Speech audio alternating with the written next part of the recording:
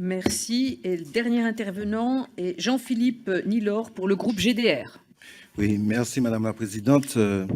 Madame la Présidente, votre établissement public a pour mission d'améliorer et de protéger la santé des populations, suivant 3 axes prioritaires: l'anticipation, la compréhension des phénomènes et l'action.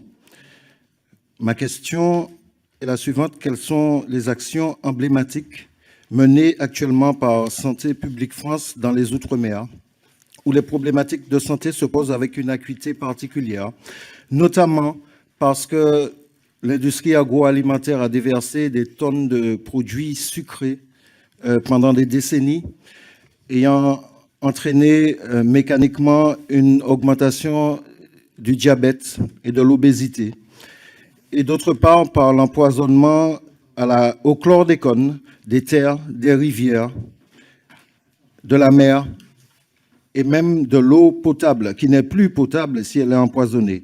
Ma question est simple sur ce point.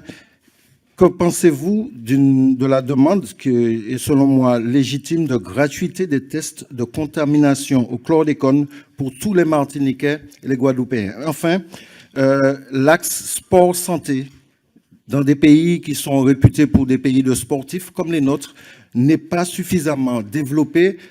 Qu'entendez-vous faire pour accompagner une dynamique de valorisation de ces territoires par la prise en charge des problèmes de santé et des pathologies chroniques, notamment par l'activité sportive?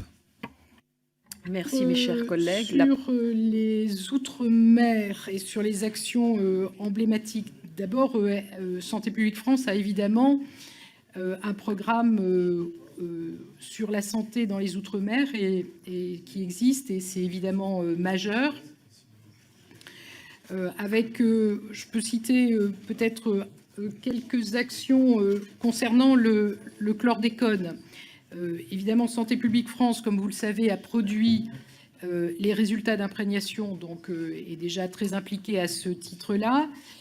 Je sais aussi que mon prédécesseur a eu l'occasion, avec le directeur général de la santé, de se rendre sur place, et en particulier dans une action d'échange et d'écoute des populations sur ce sujet. Une commission d'enquête aussi de l'Assemblée nationale. Donc c'est un sujet évidemment que je suivrai de très près, comme l'ensemble des sujets sur santé-environnement.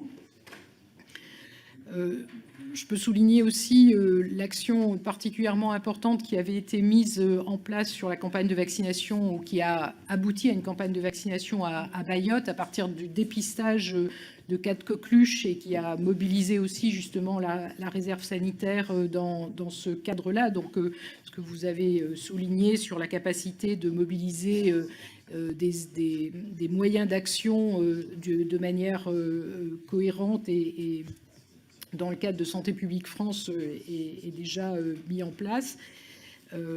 Évidemment, ça ne peut être qu'un sujet qu'on souhaite amplifier, et je suis à l'écoute aussi d'autres sujets, bien entendu, que vous souhaiteriez porter à la connaissance de Santé publique France pour améliorer la santé des populations, en étant à l'écoute, évidemment, des besoins spécifiques de ces populations-là.